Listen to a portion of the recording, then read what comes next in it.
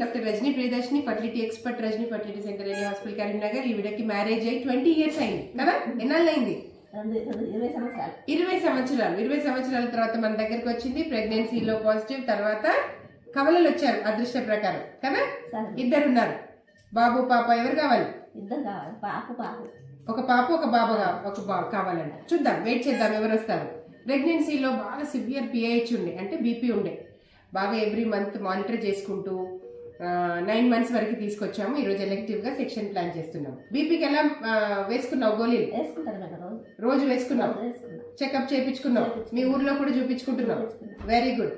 మధ్యలో కొంచెం ఎక్కువ బీపీ ఎక్కువైతే అడ్మిషన్ చేసాము, బేబీ బాగుండడానికి అన్ని ఇచ్చాము. ఈ రోజు ఎలెక్టివ్ గా సెక్షన్ చేస్తున్నాం. చూద్దాం, లెట్ us వెయిట్.